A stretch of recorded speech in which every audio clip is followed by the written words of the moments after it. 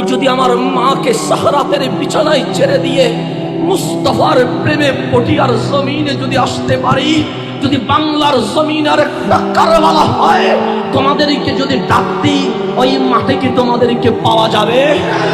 যদি কারবালার আরেকটা ডাক আসে, এজিদিদেরকে দমিয়ে দেওয়ার জন্য, শাহজালালের পতাকা উড্ডীন করার জন্য, যদি হোসাইনি সৈনিক আর একবার ডাক দেয়, কারবালার মাঠ প্রস্তুত করতে তোমরা কে কে কর্তান দিতে রাজি আছো?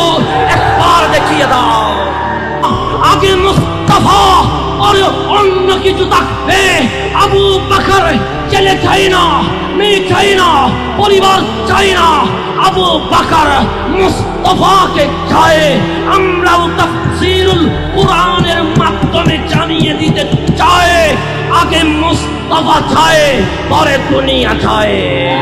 সুতরাং একই কণ্ঠে আজকের তাফসীরুল কুরআন থেকে মুস্তাফাকে জানিয়ে দেই, লব্বাইক লব্বাইক লব্বাইক ইয়া রাসূলুল্লাহ, লব্বাইক লব্বাইক লব্বাইক ইয়া রাসূলুল্লাহ, লব্বাইক লব্বাইক লব্বাইক ইয়া রাসূলুল্লাহ। তোমাদের কর্মীদের কোনো প্রতিদান লাগবে? তোমাদের কোনো টাকা পয়সা লাগবে?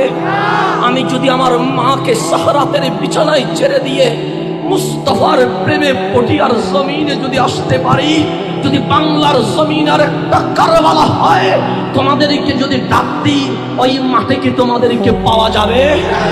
যদি কারবালার আরেকটা ডাক আসে, এজিদিদেরকে দমিয়ে দেওয়ার জন্য, শাহজালালের পতাকা উড্ডীন করার জন্য, যদি হোসাইনি সৈনিক আর একবার ডাক দেয়, কারবালার মাঠ প্রস্তুত করতে তোমরা কে কে কর্তান দিতে রাজি আছো? একবার দেখিয়ে দাও।